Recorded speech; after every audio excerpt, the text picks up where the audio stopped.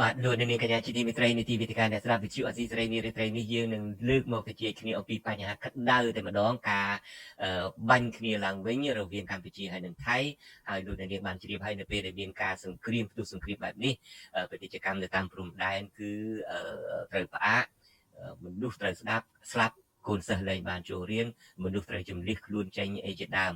ទន្ទឹមនឹងប្រមុខអ្នកនយោបាយធំទាំងពីខាងគណៈបកប្រឆាំងទាំងពីខាងគណៈបកកណ្ដាលអំណាចនេះគឺចេញសារនយោបាយនឹងផ្សេងគ្នាពីខាងលោកហ៊ុនម៉ាណែតវិញលោកបានថ្លែងសារពីម្សិលមិញថាភារកិច្ចចម្បងរបស់រដ្ឋាភិបាល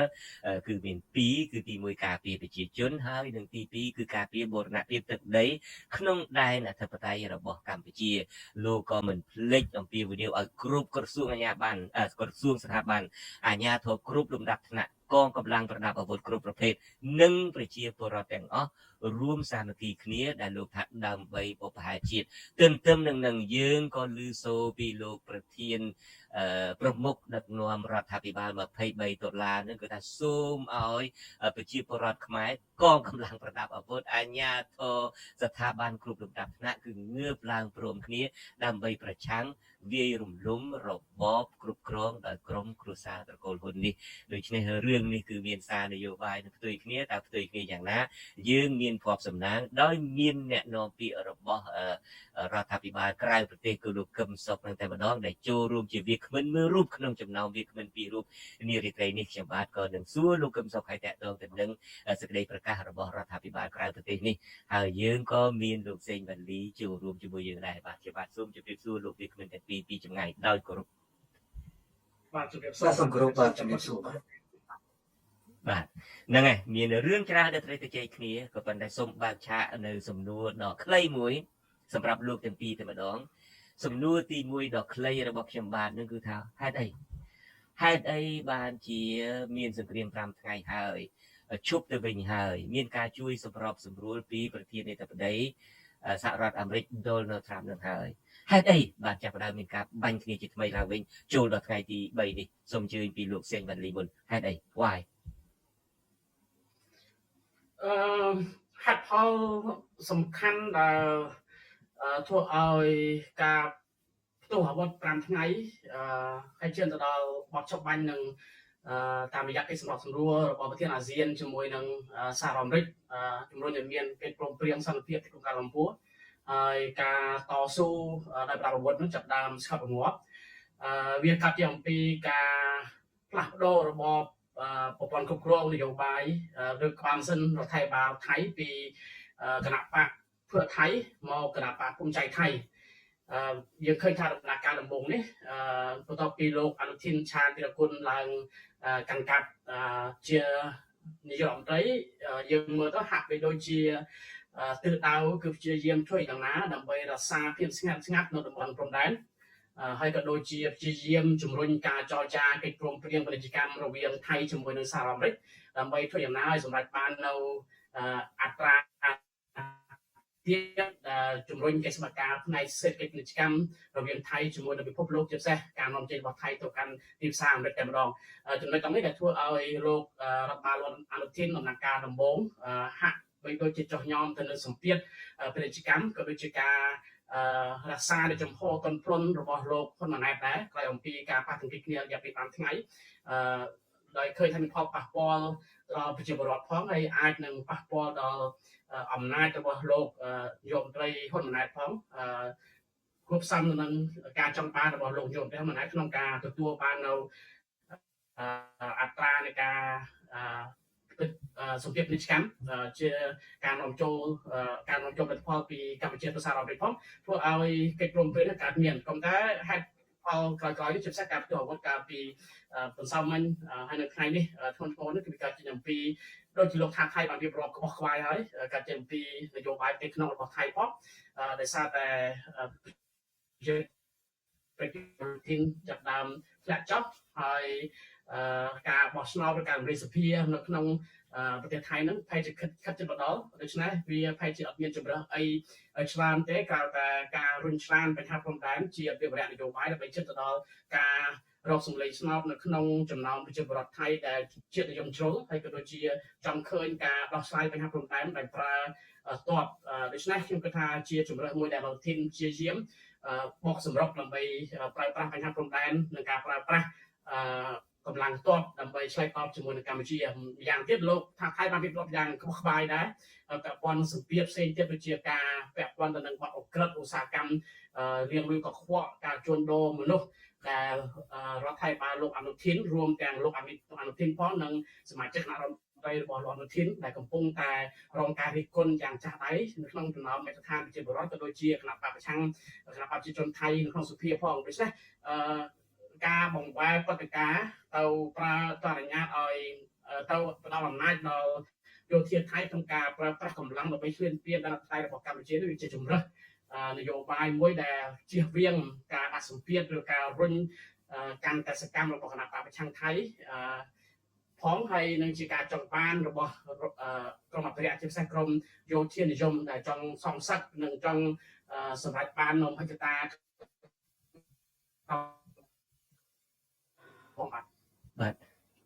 បាទអរគុណខ្ញុំដាច់ពីលោកវ៉ាន់លីប៉ុន្តែយ៉ាងណាដល់ចុះលោកក៏ប្រហែលជាដល់ទីបញ្ចប់លោកហើយបាទឥឡូវខ្ញុំគ្រាន់តែសង្ខេបឡើងវិញចំពោះសំណួរខ្ញុំបាទហេតុអីបានជាចាប់ផ្ដើមមានការបាញ់ប្រហារគ្នាឡើងវិញរយៈពេល3ថ្ងៃនេះលោកសេងវ៉ាន់លីបានលើកឡើងថានេះគឺមកពីការនយោបាយទាញយកចំណេញនយោបាយចង់ទាញយកប្រជាប្រិយភាពរបស់អ្នកនយោបាយថៃទាំងតែម្ដងដើម្បីបង្វែរស្ថានភាពចុះចំពោះលោកកឹមសុខវិញលោកគិតយ៉ាងម៉េចដែរការពិតនោះគឺជាហេតុផលមួយមែនអសមត្ថភាពរៀបចំស៊ីហ្គេមអសមត្ថភាពដោះស្រាយបញ្ហាគ្រោះទឹកជំនន់បញ្ហាផ្ទៃក្នុងថៃការជាប់រូបថតរបស់នាយករដ្ឋមន្ត្រីថៃជាមួយនឹងក្រុមមេបណ្ដាញអក្រិតកម្មឆ្លងដែនសុទ្ធតែជាវិបត្តិនៅក្នុងផ្ទៃក្នុងថៃហើយនាយករដ្ឋមន្ត្រីថៃចង់យកវិបត្តិហ្នឹងមកដាក់នៅព្រំដែនកម្ពុជាថៃគឺការបំផ្ទុះសង្គ្រាមនោះប៉ុន្តែនេះជាហេតុផលមួយតែហេតុផលមួយទៀតដោយសារតែលោកហ៊ុនសែនលេងដែរពីព្រោះពេលដែលថៃប្រើសង្គ្រាមឈ្លានពានកម្ពុជាដើម្បីរំដោះវិបត្តិផ្ទៃក្នុងថៃវាអត់មានមូលហេតុអ្វីដែលលោកហ៊ុនសែនត្រូវលេងទេបើគាត់គិតអំពីបញ្ហាទឹកដីជាកម្ពុជាហើយនឹងសវត្ថិភាពប្រជាពលរដ្ឋខ្មែររឿងដែលលោកហ៊ុនសែននិងលោកហ៊ុនម៉ាណែតត្រូវធ្វើគឺមិនមែនលេងអង្អែលការឈ្លានពានរបស់ថៃឡើយក៏ប៉ុន្តែត្រូវប្តឹងថៃទៅតុលាការយុត្តិធម៌អន្តរជាតិប្តឹងថៃទៅហត្ថលេខីនៃកិច្ចព្រមព្រៀងសន្តិភាពទីក្រុងប៉ារីសជាពិសេសសហប្រធាននៃកិច្ចព្រមព្រៀងសន្តិភាពទីក្រុងប៉ារីសឲ្យខ្ទប់តែម្ដងក៏ប៉ុន្តែលោកហ៊ុនសែនលោកហ៊ុនម៉ាណែតអត់លេងអញ្ចឹងទេហើយជាបន្តបន្ទាប់លោកហ៊ុនសែនលោកហ៊ុនម៉ាណែត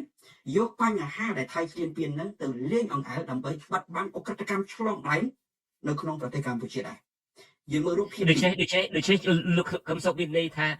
អ្វីត្បិតតែខាងអ្នកនយោបាយថៃហ្នឹងបង្កើតវិបត្តិនឹងឡើងដើម្បីបង្កើតសង្គ្រាមនឹងឡើងដើម្បីគ្របដើម្បីបិទបាំងវិបត្តិដើម្បីទាមទារយកស្មារតីជាតិនិយមស្មារតីអីដើម្បីអធិបគ្រប់គ្រងខ្លួនខាងអ្នកនយោបាយខ្មែរវិញមានលោកហ៊ុនសែនលោកហ៊ុនម៉ាណែតហ្នឹងក៏ធ្វើការស្រដៀងគ្នានឹងដែរក៏យកចង់បានសង្គ្រាមនឹងដែរដើម្បីបិទបាំងរឿងមកកគោកមកក្តីនឹងដែរដូចគ្នាដែរមើលដំណាក់កាលទី1នៅពេលដែលមានការប្រឆាំងអក្រិតកម្មឆ្លងដែនពីថៃពីសហគមន៍អន្តរជាតិជាពិសេសរបាយការណ៍អំពីអក្រិតកម្មឆ្លងដែននៅប្រទេសកម្ពុជាចាប់ផ្ដើមនៅចុងខែធ្នូឆ្នាំ2024ប្រមាណតែ6ខែក្រោយមកគឺមានផ្ទុះសង្គ្រាមនៅតាមព្រំដែនកម្ពុជាថៃហើយការផ្ទុះសង្គ្រាមយើងឃើញហើយ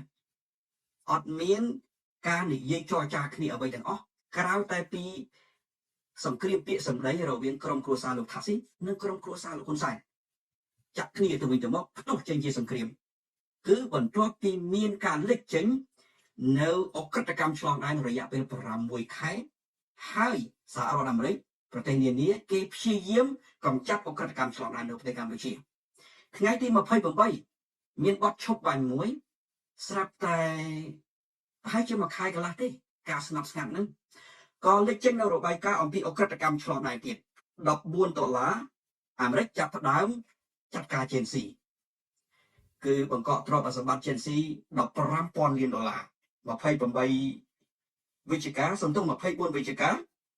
ក៏មាននិស្សិតកូរ៉េខាងត្បូងដែលហេតុផលនិស្សិតកូរ៉េខាងត្បូងស្លាប់នៅប្រទេសកម្ពុជារដ្ឋាភិបាលកូរ៉េខាងត្បូងបានដាក់ទណ្ឌកម្មលើមនុស្ស15នាក់ហើយនឹងសាជីវកម្មក្រុមហ៊ុនស្ថាប័នរហូតដល់132នៅក្នុងប្រទេសកម្ពុជាតាក់ទងនឹង Kensi ហើយនឹងលោកហ៊ុនតូជាបន្តទៀតមានរបាយការណ៍អំពី Cyber Scam Monitor ដែលនិយាយទៅដល់លោក Kensi និយាយទៅដល់លោកលីយ៉ុងផាត់កុកអានអីជាដើមថាពួកគេទាំងអស់ហ្នឹងបណ្ដាញរបស់ពួកគេសន្តាគារពួកគេកាស៊ីណូពួកគេគឺបិទជិតឈឹងអត់មានឲ្យមានការស៊ើបអង្កេតទៅលើបណ្ដាញអ ுக ្រិតកម្មឆ្លងដែនរបស់ពួកអ្នកទាំងអស់ហ្នឹងទេហើយរបាយការណ៍ចុងក្រោយគឺសហរដ្ឋអាមេរិកនៅថ្ងៃទី14ខែតុលាដែលនិយាយអំពីអ ுக ្រិតកម្មឆ្លងដែនមានភាពលម្អិតលើលោកហ៊ុនតូក្រុមហ៊ុនហ៊ួយវ៉ាន់ផេហ៊ួយវ៉ាន់គ្រប់ហើយនឹងក្រុមហ៊ុនរបស់ Gensi ជាដើមរហូតដល់មានផែនទីរកឃើញថាមានបណ្ដាញអ ுக ្រិតកម្មឆ្លងដែនដ៏ធំនៅក្រោយផ្ទះលោកហ៊ុនសែនទៅទៀតស្រាប់តែមានរបាយការណ៍នឹងប្រមាណមួយខែក្រោយមកផ្ទុះទៀតផ្ទុះសង្គ្រាមនៅតាមព្រំដែនកម្ពុជាថៃទៀតខ្ញុំមើលឃើញថាថៃពិតជាបានវាយលុកចូលកម្ពុជាមែនប៉ុន្តែអត់មានមូលហេតុអីត្រូវលោកហ៊ុនសែនលោកហ៊ុនម៉ាណែតទៅអង្អែលសង្គ្រាមនឹងទេត្រូវប្តឹងទៅតុលាការយុតិធធម៌អន្តរជាតិហើយនឹងកិច្ចព្រមព្រៀងសន្តិភាពទីក្រុងប៉ារីសតែលោកហ៊ុនសែនមិនព្រមប្តឹងទេហើយកំដរសង្គ្រាមនឹងរបេះរបស់ធ្វើឲ្យក ន្លងមកលោកកន្លងមកលោកកឹមសុខកន្លងមកនឹងមានការរិះគន់លោកហ៊ុនសែនចំពោះលោកប្រកាន់ចំហស្ងាត់ប៉ុន្តែលោកថាស្ងាត់ប៉ុន្តែមិននៅស្ងៀមណាឥឡូវនេះលោកចាប់ផ្ដើមប្រកាសហើយថាបញ្ជាឲ្យយោធាខ្មែរនឹងវាយបកគ្រប់សមរភូមិឡើងវិញតើការចាប់ផ្ដើមដូរចំហពីស្ងប់មិននៅស្ងៀមនេះចេញមកតតាំងវិញនេះតើជាចំហយ៉ាងណាដែរខ្ញុំឮលោកកឹមសុខមានប្រសាសន៍មិញនឹងហើយថាមិននឹងអែលើជាមួយថៃទេគួរតែទៅប្តឹងដល់អង្គការដល់តុលាការអន្តរជាតិជាដើមក៏ប៉ុន្តែចំពោះចំហចុងក្រោយរបស់លោកហ៊ុនសែននេះយ៉ាងណាដែរលោកកឹមសុខចំហចុងក្រោយរបស់លោកហ៊ុនសែនគឺគ្រាន់តែឆ្លើយតបនៅពេលដែលប្រជាពលរដ្ឋរិះគន់ខ្លាំងទេពីព្រោះវាអាក្រក់មើលពេកនៅបន្តភាពស្ងៀមស្ងាត់មិនហ៊ានឲ្យកងទ័ព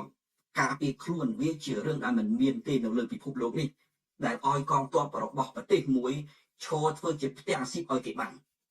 ក្រោមការរិះគន់ហ្នឹងហើយក៏មានសេចក្តីថ្លែងការណ៍សង្កត់ពីរដ្ឋាភិបាលកម្ពុជាឯករាជ្យ$23 2ម៉ោងក្រោយមកលោកហ៊ុនសែនក៏បញ្ជាឲ្យកងទ័ពនៅតាមព្រំដែនធ្វើការប្រើអាវុធបាញ់ប្រហារតវិញដើម្បីការពារខ្លួនប៉ុន្តែរឿងមួយដែលសំខាន់ដែលលោកហ៊ុនសែនធ្វើដូច្នេះករណីនេះណាបើយើងមើលអំពីរបៀបការពារទឹកដីជាតិសង្គ្រាម5ថ្ងៃកាលពីខែកក្កដាសង្គ្រាម5ថ្ងៃហើយដូច្នេះវិបត្តិហ្នឹងយើងដឹងរួចហើយម្ល៉េះហើយប្រសិនបើលោកហ៊ុនសែនលោកហ៊ុនម៉ាណែតពិតជាការពារទឹកដីជាតិមែនគួរតែត្រៀមខ្លួនឲ្យបានរួចរាល់ក្នុងការតទល់នៃការឈ្លានពានរបស់ថៃប៉ុន្តែអត់រៀបចំខ្លួនអីច្បាស់លាស់ទេថៃបាញ់មកក៏បាញ់ទៅដល់ទៅពេលថៃបាញ់ស្រោចខ្លាំងទើបនាំគ្នាស្រវេស្រវានោះមានន័យថាអ្វីដែលលោកហ៊ុនសែនបារម្ភហើយការឆ្លើយតបរបស់លោកហ៊ុនសែនមិនមែនឆ្លើយតបដើម្បីការពារទឹកដីមិនមែនឆ្លើយតបពីព្រោះបារម្ភអំពីសុវត្ថិភាពប្រជាពលរដ្ឋទេពីព្រោះគាត់ឆ្លើយតបខ្លាចកម្លាំងរបស់ថៃហ្នឹងវាយលុកទៅលើបណ្ដាញអក្រិតកម្មឆ្លងដែននៅតាមព្រំដែនទៅវិញតាមខ្ញុំមើលពីព្រោះនៅពេលដែលថៃវាយមែនទែនគឺឃើញជាព័ត៌មានអំពីជនបរទេសមួយចំនួនដែលរត់ចេញពីអគារដែលថៃយកទៅធ្វើជាភស្តុតាងវាយលុកលើកម្ពុជាថែមទៀតហើយដូច្នេះហើយការរៀបចំខ្លួនរបស់លោកហ៊ុនសែនមិនច្បាស់លាស់មិនពិតប្រាកដគ្រាន់តែវាយតវិញដើម្បីកំដរការឈ្លានពានរបស់ថៃតែប៉ុណ្ណោះខ្ញុំសូមបញ្ជាក់ឲ្យច្បាស់ប្រសិនបើលោកហ៊ុនសែនមិនមែនវាយតទៅវិញដើម្បីត្រឹមតែកំដរថៃណាសម្រាប់កម្ពុជាការធ្វើសង្គ្រាមយ៉ាងច្រើនណាស់បានត្រឹមតែទុកទេទោះបីជាយើងវាយកំដរឬយើងវាយមែនតែនក៏ដោយរឿងដែលសំខាន់គឺត្រូវប្រើយន្តការអន្តរជាតិហើយបើកាលណាមិនប្រើយន្តការអន្តរជាតិមិនប្រើកិច្ចព្រមព្រៀងសន្តិភាពទីក្រុងប៉ារីសមិនប្រើតុលាការយុតិធធម៌អន្តរជាតិទេសង្គ្រាមនៅតែកើតមានឡើងអញ្ចឹងហើយសង្គ្រាមនឹងក៏កាន់តែធំឡើងថែមទៀតថៃអត់ខ្លាចវាយទេបាទ នៅពេលដែលឪពុករបស់លោកចាប់ផ្ដើមមានប្រតិកម្មហើយបញ្ជាថាឲ្យយោធានឹងវាយបកទៅវិញគ្រប់សមរភូមិជាដើមងាកទៅនាយករដ្ឋមន្ត្រីកូននេះនៅវិញលោកហ៊ុនម៉ាណែតនៅវិញម្សិលមិញនេះបានបញ្ចេញសារហើយសារនឹងមិនមានអីដែលគួរឲ្យថ្មីអីណាស់ណាទេគាត់គ្រាន់តែបញ្ជាក់អំពីភារកិច្ចចម្បងចំពោះមុខរបស់រដ្ឋាភិបាលហើយតាមពិតបើទុកតែលោកមិននិយាយក៏ដឹងដែររដ្ឋាភិបាលត្រូវមានកាតព្វកិច្ចការពារប្រជាជនរដ្ឋាភិបាលមានកាតព្វកិច្ចក្នុងការការពារបូរណភាពទឹកដីក្នុងដែនអធិបតេយ្យរបស់កម្ពុជាអីហ្នឹងជាដើមហ្នឹងគឺជាសារពីរចំណុចរបស់លោកហ៊ុនម៉ាណែតទន្ទឹមនឹងលោកក៏បានអំពាវនាវឲ្យប្រជាពលរដ្ឋអាជ្ញាធរគ្រប់ស្ថាប័នគ្រប់ក្រសួងជាដើមនាំគ្នាទាំងកម្លាំងប្រដាប់អាវុធផងគឺសាមគ្គីគ្នាដើម្បីបុព្វហេតុជាតិតើសាររបស់លោកហ៊ុនម៉ាណែតនេះមានន័យយ៉ាងម៉េចដែរលោកកឹមសុខតើមានន័យជាការអំពាវនាវដោយស្មោះអស់ពីដួងចិត្តវិញយើងមានសង្គ្រាមហើយមានស្អីក៏ដោយគឺយើងទម្លាក់ចោលការខុសគ្នាពួតដៃគ្នាដើម្បីសាមគ្គីគ្នាកសាងជាតិឬមួយក៏មានន័យថាបិទមាត់ឈប់និយាយអ្នកដែលរិះគន់អ្នកដែលស្អីគ្រប់សពបែបយ៉ាងក៏ដោយចុះបិទមាត់ឈប់និយាយតែនិយាយគឺមានន័យថាអ្នកឯងអត់សាមគ្គីជាតិតែនិយាយគឺអ្នកឯងចូលខាងសៀមចូលខាងថៃតើអាចមានន័យយ៉ាងម៉េចដែរសាររបស់លោកហ៊ុនម៉ាណែតនេះសូមចាប់ផ្ដើមពីលោកកឹមសុខខ្ញុំក៏នឹងសួរសំណួរដដែលនេះទៅលោកសេងវណ្ណីបាទសូមទៅបាទសូមជឿខ្ញុំមិនឃើញថាលោកហ៊ុនម៉ាណែតគ្រាន់តែផ្ញើសារឲ្យប្រជាពលរដ្ឋធ្វើតាមគាត់ហើយបិទមាត់ដោយលោកជុនច័ន្ទវត្តមានប្រសាសន៍អំបញ្ញមិញចឹងអត់មានអ្វីប្លែកពីហ្នឹងទេហើយយើងមិនចាំបាច់និយាយដល់លោកហ៊ុនម៉ាណែតទេពីព្រោះលោកហ៊ុនម៉ាណែតអត់មានអំណាចពិតប្រាកដទេនិយាយដល់លោកហ៊ុនសែនមកអាសាពង្រួមជាតិនេះណាមិនត្រឹមតែសារប៉ុណ្ណឹងទេលោកហ៊ុនសែនបញ្ជាឲ្យកូនប្រុសរបស់គាត់ម្នាក់ទៀតគឺលោកហ៊ុនម៉ាណីនោះកាលពីសង្គ្រាម5ថ្ងៃនោះធ្វើទាំងពិធីនៅ Start Olympic និយាយអំពីរឿងពង្រួមជាតិនិយាយអំពីការសរសើរសន្តិភាពប៉ុន្តែបន្ទាប់ពីយុទ្ធនាការនឹងមកតើមានអីកើតឡើងមានដោះលែងអ្នកទោសមនសិការណាម្នាក់ហើយឬនៅមានសម្រួលឲ្យអ្នកនយោបាយណាមានសិទ្ធិធ្វើនយោបាយពិតប្រាកដដែរឬទេអត់មានទេពីព្រោះកាលណាគេនិយាយអំពីការពង្រួមជាតិណាចំណុចដែលចាប់ផ្ដើមសំខាន់បំផុតគឺត្រូវជំរះចោលនៅចំនួនចំពោះមុខប៉ុន្តែចំនួនចំពោះមុខអត់មានដោះស្រាយផងហ្នឹង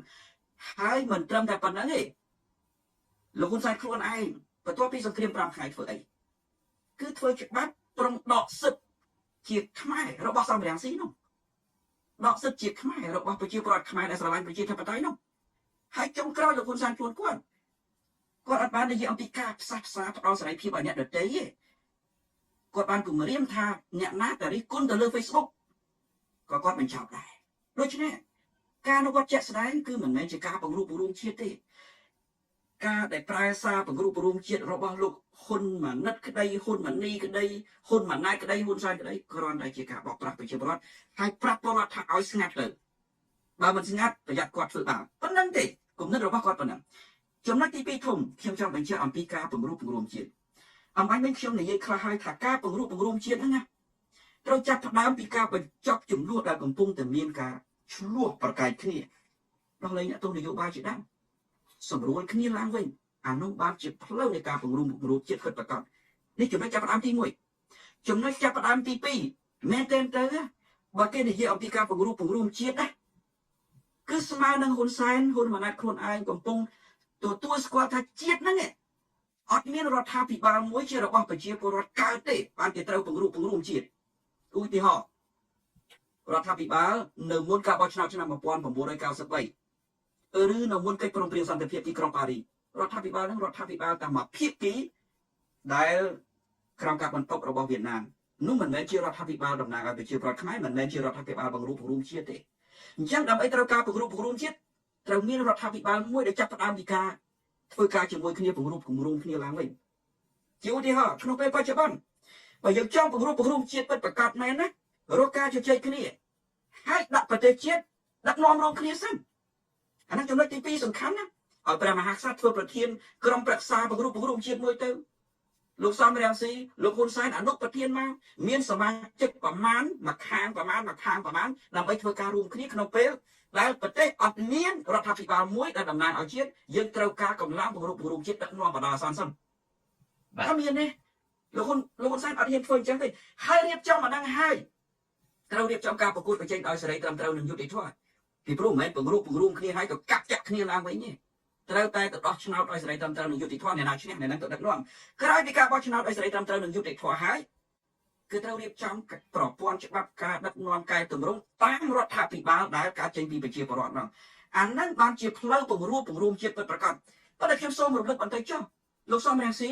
គាត់បាត់ដាក់ខ្លួនអស់ចិត្តអស់ចង់ហើយ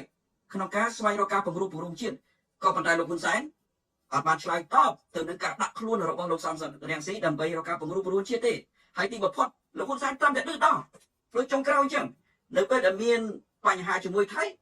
លោកហ៊ុនសែនមកឌឺដងឲ្យបកប្រឆាំងចង់ឌឺដងឲ្យលោកសំរងស៊ីចង់ឌឺដងឲ្យអ្នកប្រជាធិបតេយ្យហ្នឹងអត់មាននិយាយអំពីការពង្រួមកម្លាំងផ្សះផ្សាពង្រួមជាតិទេតកតងនឹងឌឺដងហ្នឹងគាត់ក៏ទើបបញ្ចេញសារឌឺដងមួយដែរដែលខ្ញុំអានបន្តិចចុះសាររបស់លោកហ៊ុនសែនលោកថាយើងពិតជាមិនអង្គុយអោបដៃឲ្យអស់លោកបំផ្លាញតាមចិត្តចង់របស់លោកទេចុងក្រោយខ្ញុំកំពុងតាមមើលមនុស្សមួយចំនួនដែលកាលពីកម្ពុជាតបតដើម្បីការពារខ្លួនកាលពីខែកក្កដាពួកគេចោទថាយើង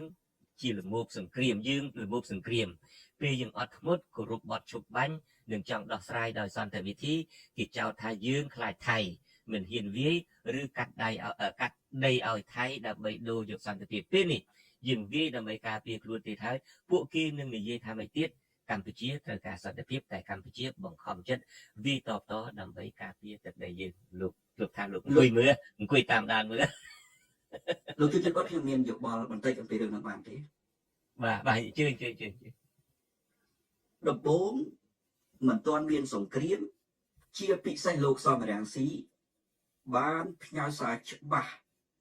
ផ្ញើសារនោះគឺដើម្បីបញ្ជាសង្គ្រាមមិនឲ្យមានសង្គ្រាមគ្រាន់តែមានបញ្ហាចម្រូងចម្រាសភ្លាមលោកសំរងស៊ីប្រជុំក្រុមការងាររបស់គាត់ខ្ញុំនៅក្នុងនោះដែរជជែកច្បាស់ថាមានសង្គ្រាមហើយនៅចុងខែកក្កដាលោកសំរងស៊ីចេញសារភ្លាមចេញសេចក្តីថ្លែងការណ៍ភ្លាមថាលោកហ៊ុនសែនគាត់មិនប្រើពាក្យលោកហ៊ុនសែនទេសម្ដី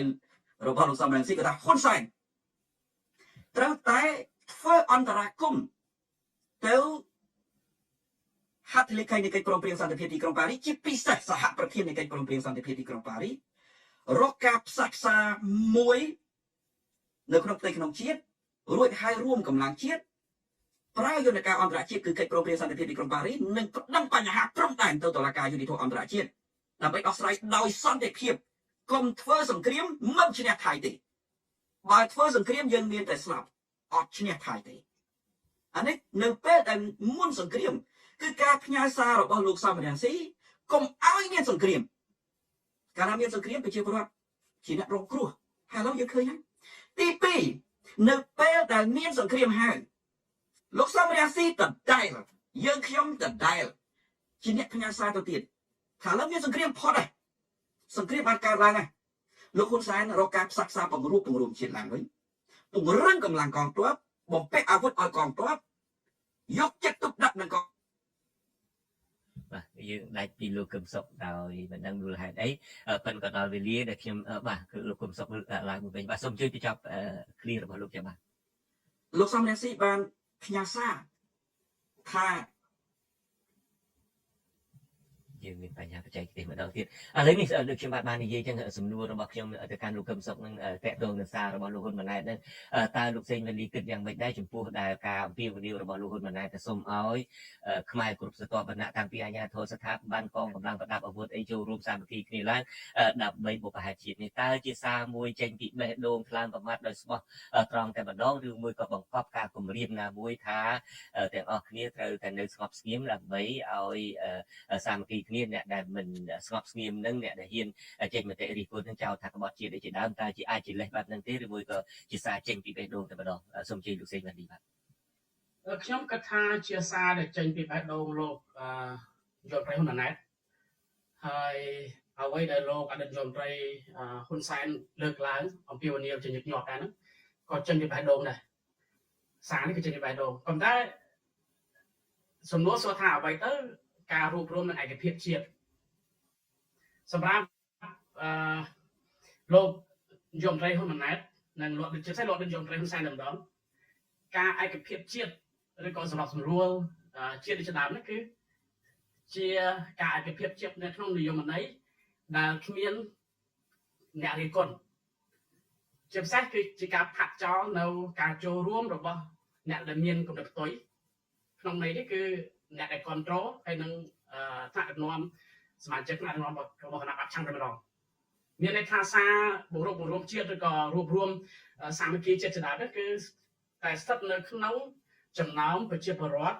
ដែលគ្រប់គ្រងគណៈបព្វជិជនហើយនឹងអំពាវនាវឲ្យប្រជាពលរដ្ឋនៅក្នុងស្រុកដែលមានគំនិតមិនពេញចិត្តនឹងការគ្រប់គ្រងរបស់លោកយមត្រីហ៊ុនម៉ាណែតដោយគ្មានជំរើសក្នុងការរិះគន់ហើយវាជាសារវោហារសាស្ត្រនយោបាយខ្ញុំសូមរៀបរាប់ដោយសង្ខេបខ្លីពីរបៀបនិងតាក់ទិកដែលកន្លងមកលោកកន្លងមកឲ្យរហូតដល់សប្តាហ៍ថ្ងៃលោកយមត្រីហ៊ុនសែននិងលោកយមត្រីហ៊ុនម៉ាណែតបានកំពុងលាយឡំច្បាច់បញ្ចូលរឿងគ្រួសារនិងរឿងជាតិតែមួយតាមរយៈការប្រើប្រាស់ស្ថាប័នរដ្ឋដើម្បីសម្រេចបានគោលដៅដែលមានស្ថានភាពជាតិគេឲ្យឈ្មោះថាហ៊ុនបូឌីលោកចិនបុតនិងលោកកឹមសុខចាំហើយបានលឺហើយជាពាក្យដែលគេប្រើសម្ដៅកម្ពុជាជារបស់ក្រុមគ្រួសារហ៊ុនជាពាក្យអង់គ្លេសដែលមកពីថាហ៊ុនហើយនិង Cambodia វាជាពាក្យដែលគេលើលេខលើច្រើនណាស់តាក់ទិកជាមួយគេប្រៀបធៀបគ្រួសារ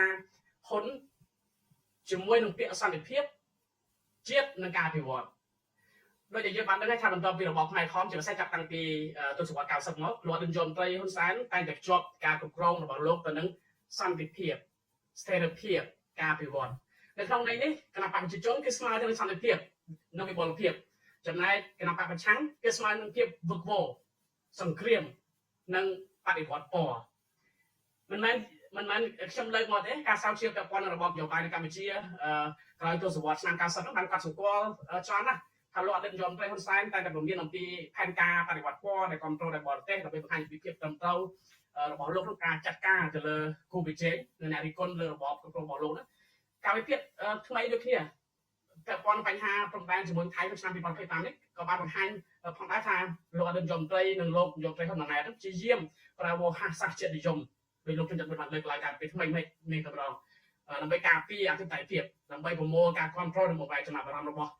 រដ្ឋថៃបានបច្ចុប្បន្នជាពិសេសរបស់លោកអតីតនាយករដ្ឋមន្ត្រីដែរក្នុងការងាកចេញអំពីបញ្ហាក្នុងស្រុករួមទាំងបញ្ហាឆាប់អស់តាមអនឡាញដែលលោកកឹមសុខបានលើកឡើងអានេះជាមូលហេតុជាឫសគល់នៃសង្គ្រាមដែលកើតឡើងតាំងពីខែកក្កដារហូតដល់បច្ចុប្បន្នតែម្ដងតែទី2ការប្រើប្រាស់ច្បាប់និងតុលាការជាលេសការពារជាតិប្រើការរិះគន់មេដឹកនាំឲ្យស្មើទៅនឹងរិះគន់មេដឹកនាំកម្ពុជាបច្ចុប្បន្នហ្នឹងគឺស្មើទៅនឹងការបំផ្លាញជាតិជាពាក្យដែលយើងឮតែម្ដងរាល់ការរិះគន់ឬការប្រឆាំងទៅនឹងគណៈបព្វជិជនកម្ពុជាឬក៏មេដឹកនាំអេសជននយោបាយចំពោះកម្ពុជាហ្នឹងត្រូវបានចាត់ទុកថាជាការបំផ្លាញសន្តិភាពឬក៏ពេលខ្លះអាចជាទៅដល់ការបម្រើផលប្រយោជន៍បរទេសហើយច្បាប់សន្តិសុខជាតិនិងវិធានការបង្ក្រាបនានាហ្នឹងគឺយើងឃើញការឡើងជានិច្ចមែនទែនឧទាហរណ៍នៅក្នុងឆ្នាំ2017យើងឃើញតុលាការកំពូលបានរំលាយគណៈបក្សសង្គ្រោះជាតិហាមឃាត់អ្នកនយោបាយរបស់គណៈបក្សសង្គ្រោះជាតិរហូតដល់118នាក់ហាមឲ្យចូលលេងនយោបាយរយៈពេល5ឆ្នាំបន្ទាប់មកចោទប្រកាន់សកម្មជនឬក៏អ្នកទាំងនោះថាបានរៀបចំបដិវត្តពណ៌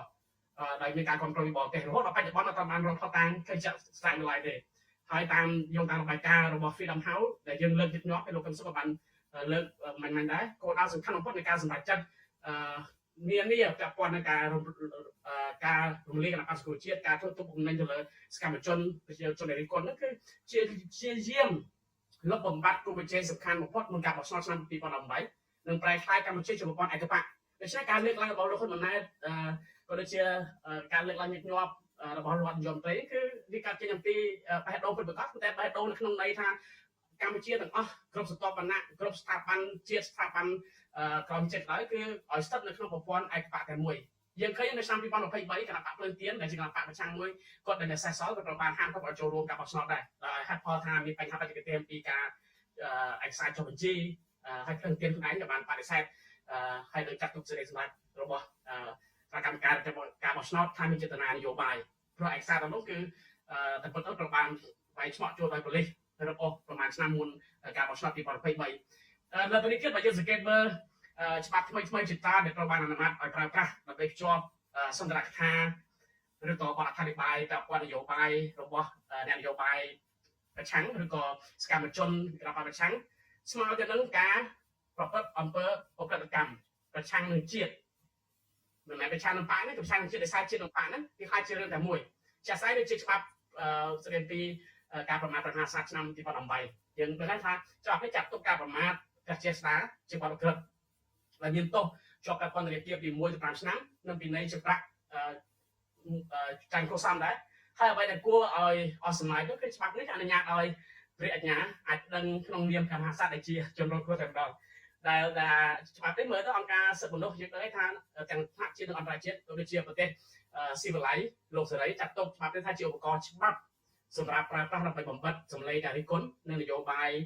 និងនយោបាយរបស់រដ្ឋប្រឆាំងដែលជាច្បាប់ការពាររបស់ប្រជាជននិងព្រះមហាក្សត្រនោះទេច្បាប់របស់ជាតិ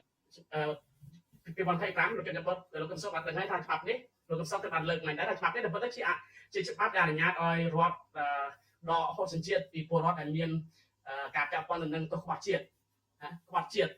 គឺមានន័យថាក្បត់បករិះគន់បកខົບខិតជាមួយបរទេសសហព័ន្ធអន្តរជាតិនិងបណ្ដាញសហព័ន្ធមានជាច្រើនលោកកឹមសុខក៏បានលើកឡើងថាច្បាប់នេះពិតធ្វើឡើងគឺសំដៅមេដឹកនាំគណៈបកប្រឆាំងរួមមានលោកសំរងស៊ីនិងលោកស្រីមុនសុភួយនិងអ្នកនយោបាយគណៈប្រឆាំងផ្សេងទៀតឯណាទៅការប្រគំជាតិបើបែរទៅលើច្បាប់នេះដោយខ្លីច្បាប់ទាំងពីរមានគោលដៅតែមួយគត់គឺចាត់ទុកអ្នករិះគន់មេដឹកនាំកាន់អំណាចស្មើនឹងទោសក្បត់ជាតិនិងអនុញ្ញាតឲ្យពួកគេអាចដាក់ទណ្ឌកម្មយ៉ាងធ្ងន់ធ្ងរនៅក្នុងលេសការពារផលប្រយោជន៍ជាតិហើយខ្ញុំសូមរំលឹកទៅថាមិនត្រឹមតែការកម្ចាត់អ្នកនយោបាយរបស់ប្រឆាំងលោកជនជាតិបុនក៏ដូចជាលោកថាថៃបានលើកថាការរឹតបន្តឹងសិទ្ធិសេរីភាពសារព័ត៌មានជារឿងមួយដែលសំខាន់ដែរការគ្រប់គ្រងប្រព័ន្ធផ្សព្វផ្សាយលើអ៊ីនធឺណិតក្នុងលេសរក្សាសណ្ដាប់ធ្នាប់នៃការពារជាតិនិងក្នុងលេសបង្ការព័ត៌មានคล้ายៗយើងឃើញថាដោយសារហេតុហ្នឹងបានធ្វើឲ្យស្ថានភាពនៅពេលដែលមានចំនួននៃសង្គ្រាមជាមួយថៃយើងឃើញថាប្រព័ន្ធផ្សព្វផ្សាយព័ត៌មានរបស់កម្ពុជាគឺស្ទើរតែពិបាករកករណីណាច្បាស់លាស់ណាដោយសារតែក្បោបក្បាប់ព័ត៌មានទាំងអស់មានក្បោបក្បាប់ដោយរដ្ឋថៃបាលហេតុការណ៍ហ្នឹងដែលធ្វើឲ្យព័ត៌មានបរទេសទោះបីជាមើលឃើញថាថៃជាប្រទេសដែលរំលោភបំពានលើអធិបតេយ្យរបស់កម្ពុជាក៏ប៉ុន្តែខ្លាចរអាព្រោះការិយាល័យបដិបត្តិការរបស់ព័ត៌មានបណ្ដាញព័ត៌មានបរទេសធំៗគឺនៅបាងកកចង់មិនចង់គេទូអធិពលអំពីអ្នកយកព័ត៌មានគេនៅក្នុងស្រុកហើយព័ត៌មានដែលគេទទួលបានគឺសុទ្ធសាធតែជាព័ត៌មានដែលចម្រាញ់ដែលមានគោលបំណងក្នុងការរុញឲ្យព័ត៌មានអន្តរជាតិដែលមានមូលដ្ឋាននៅស្ថានភាពរាជការអានោះកាត់ចេញពីកាត់ចេញពីការបិទប្រតិបត្តិការរបស់សារព័ត៌មានឯករាជ្យនៅកម្ពុជារួមមានអាស៊ីសេរីលោកជនបទរងគ្រោះកាសែតកម្ពុជារលីសម្លេងវិទ្យុតៃ VOD ពីលោកអនុយមត្រីហ៊ុនសែនណាអង្គការខ្លំមើលសិទ្ធិមនុស្សជាច្រើនបានព្យាយាមជំរុញធ្វើឲ្យមានបែបកំហសិទ្ធិសេរីភាពសិទ្ធិបច្ចេកមតិនិងសារព័ត៌មានដើម្បីធ្វើយ៉ាងណាផ្សព្វផ្សាយឲ្យវាមានតុល្យភាពយើងជាពលរដ្ឋយើងមានអារម្មណ៍ថារងគ្រោះនៅពេលយើងឃើញព័ត៌មានអន្តរជាតិរាយការណ៍បំផ្លើសបំភាន់ចោទទៅកាន់កម្ពុជាគ្រប់បែបយ៉ាងដោយករណីលោកម៉ែតហានធ្វើឲ្យយើងឃើញថាអាការរាយការណ៍នោះវាមិនត្រឹមត្រូវប៉ុន្តែយើងការឆ្លើយតបរបស់យើងវាអត់សមស្របដោយសារកន្លងមកយើងមិនអនុញ្ញាតឲ្យព័ត៌មានអន្តរជាតិគេធ្វើប្រតិបត្តិការនៅស្រុកនៅកម្ពុជាថែមទាំងបាត់គេទៀតតែនេះជាលទ្ធផលយើងឃើញថារហូតដល់បច្ចុប្បន្ននេះការអំពាវនាវរបស់លោកយកតែហ៊ុនម៉ាណែតក៏ដូចជាលោកនាយករដ្ឋមន្ត្រីហ៊ុនសែនជាយាមផ្សះផ្សារួបរวมជាតិនោះគឺវាចេញពីទឹកចិត្តដែលមានគោលបំណងនៅក្នុងការក្តោបក្តាប់អំណាចបន្ថែមដោយគ្មានការរិះគន់ណាមួយដែលប៉ះពាល់ដល់អំណាចរបស់បកដែលលោកមើលឃើញវាស្មើនឹងវាស្មើទោសក្បត់ជាតិដូច្នេះគឺថាការអំពាវនាវវាមិនសម្រេចបានទេដល់ណារដ្ឋថៃបានមិនបើកលំហចិត្តដៃបើតែមានកិច្ចសន្ទនាផ្នែកនយោបាយផ្សះផ្សាររវាងនិន្នាការនយោបាយខុសគ្នាទាំងរដ្ឋថៃបាននិងគណៈបកប្រឆាំងហើយខ្ញុំជឿថា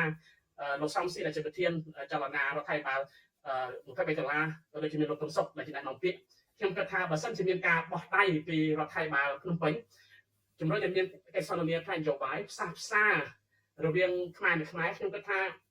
ចលនារដ្ឋថៃបាន23ដុល្លារនេះច្បាស់ជា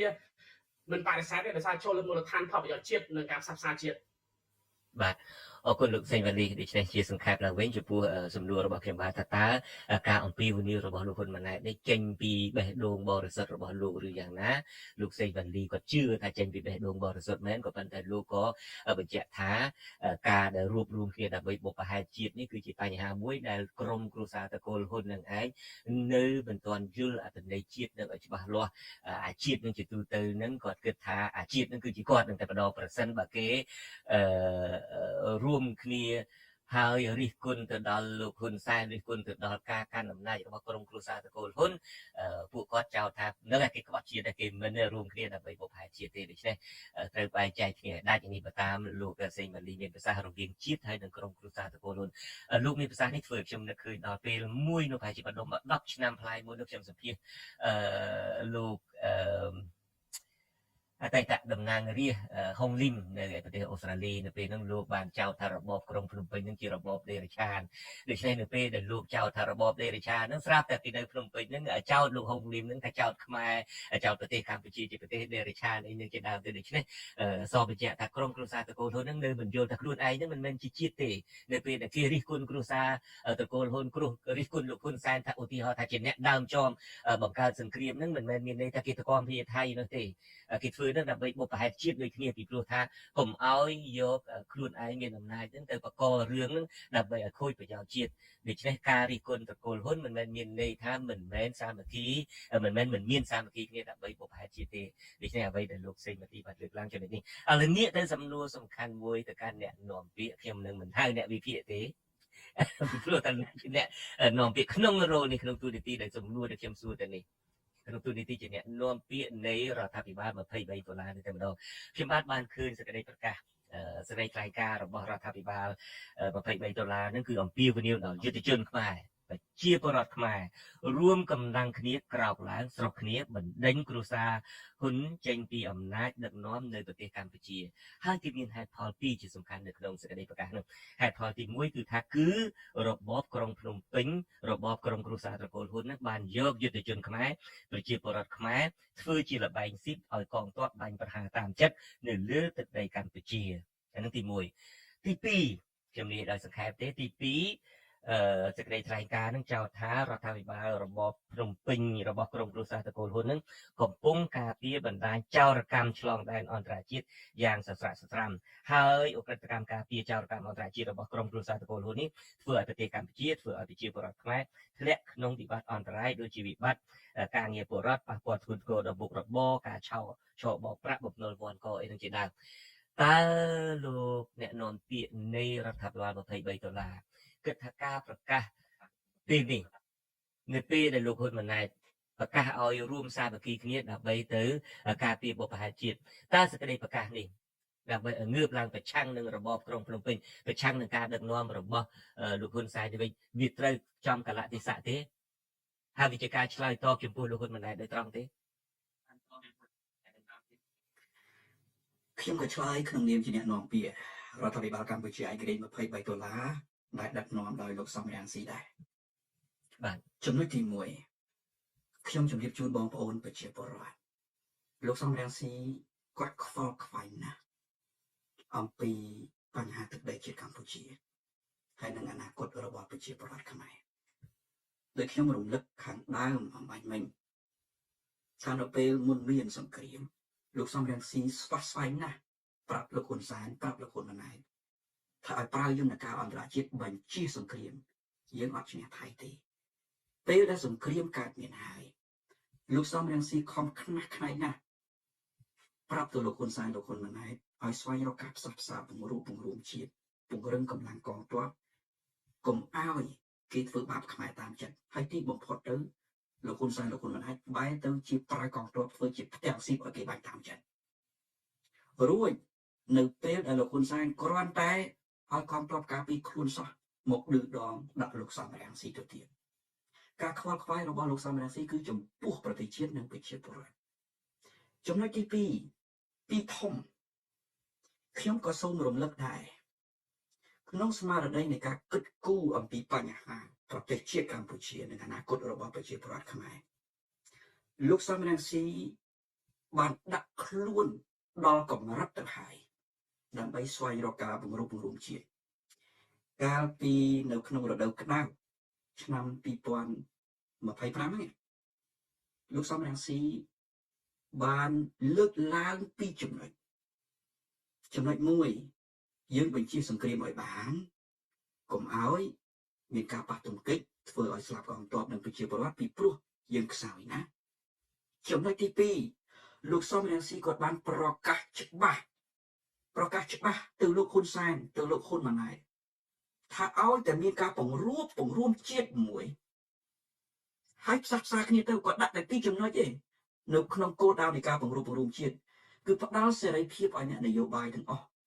មានការប្រកួតប្រជែងហើយដកសំរងស៊ីចោលបំភ្លេចសំរងស៊ីចោលក៏បានដែរសំរងស៊ីគាត់សុខចិត្តលាលែងនៅស្ងាត់ស្ងៀម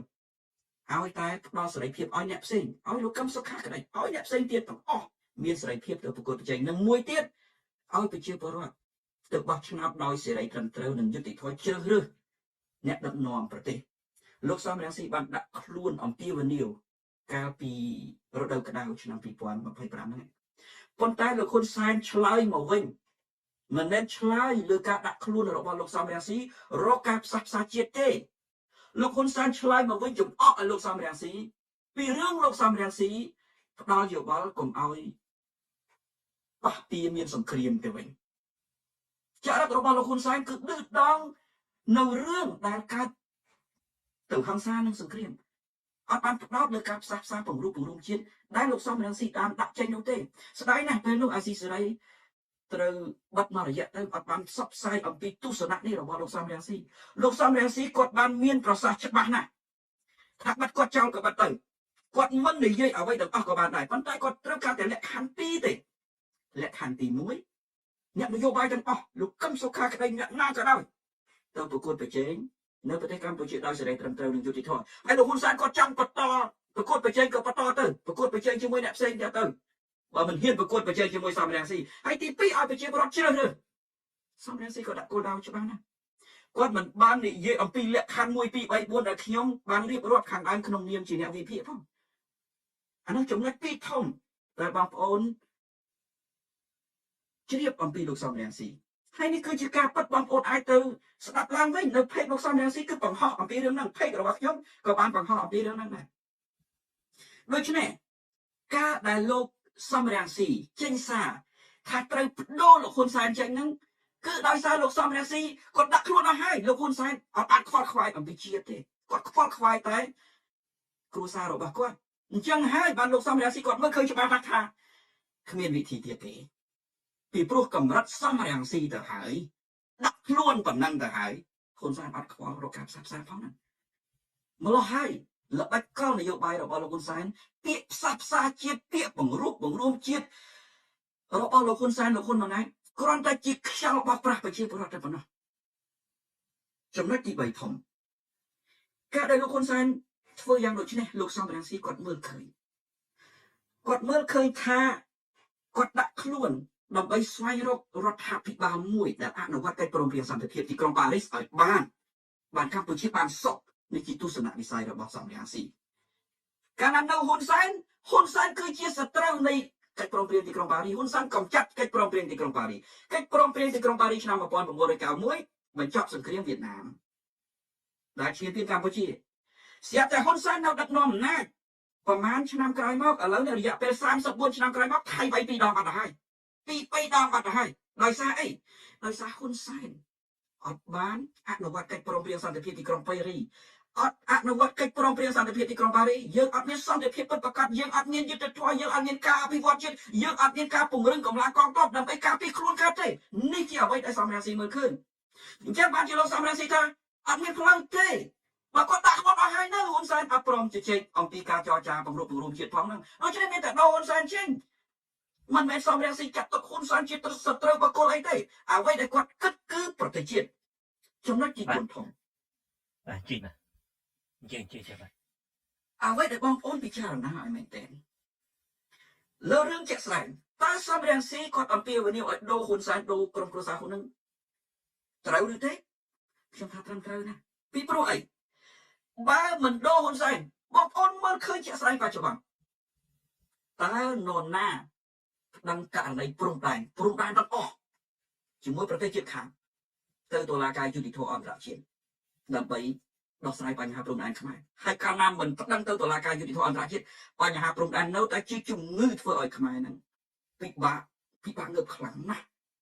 មិនដូរហ៊ុនសែននរណាប្តឹងទីពីរតើមិនដូរហ៊ុនសែនតើសង្គ្រាមថៃនៅតែមានទេថៃនៅតែវាយទេវៀតណាមនៅជាឈានពានទេមិនដូរហ៊ុនសែនវៀតណាមសបាយនឹងឈានពានថៃក៏សបាយនឹងវាយពីព្រោះអីពីព្រោះកម្ពុជានៅក្រោមការគ្រប់គ្រងរបស់ហ៊ុនសែនខ្សោយគេអត់ខ្លាចវាយទេហើយបងប្អូនដែលជនភៀសសឹកមួយចំនួនមិនគ្រួសារនៅពេលនេះបងប្អូនកាលពីជាង30ឆ្នាំមុនបងប្អូនជាជនភៀសសឹកឥឡូវក្រោយមកហ៊ុនសែនដឹកនាំបងប្អូននៅតែជាជនភៀសសឹកដដែលវេទនាដដែលហើយក្រុមគ្រួសារហ៊ុននៅតែបោកប្រាស់បងប្អូនដដែលបោកប្រាស់យកហើយយកមីកញ្ចក់ទៅចែកបងប្អូនបន្តិចបន្តួចថាគេយកចិត្តទុកដាក់តាមពិតបញ្ហាដែលចម្បងគឺមកពីក្រុមគ្រួសារហ៊ុនអត់បានអនុវត្តកិច្ចព្រមព្រៀងសន្តិភាពទីក្រុងប៉ារីសដើម្បីឲ្យបងប្អូនរីកចម្រើនមានហ៊ុនសែនបងប្អូននៅតែភៀសសឹកដដែលភៀសសឹករហូតបងប្អូនចាំមើលពេលហ្នឹងភៀសសឹកប៉ុណ្ណឹងថ្ងៃក្រោយភៀសសឹកច្រើនជាងហ្នឹងទៀត ក៏ប៉ុន្តែសំណួរที่សំខាន់ខ្ញុំសូមកាត់សំណួរបន្តិចសិនលោកកឹមសុខសំណួរជាសំខាន់យើងមើលទៅលើការផ្លាស់ប្ដូររបបនៃប្រទេសកម្ពុជាយើងវិញចាប់ផ្ដើមពីលោកហ៊ុនសែនខ្លួនឯងនៅសម័យខ្មែរក្រហម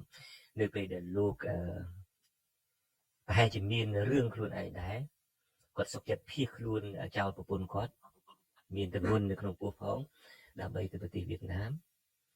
ហើយទៅកែងទ័ពទៅធ្វើការជាមួយនឹងវៀតណាមទៅដើម្បីនាំទ័ពវៀតណាមចូលមកវាយរបបខ្មែរក្រហមដែលជាអតីត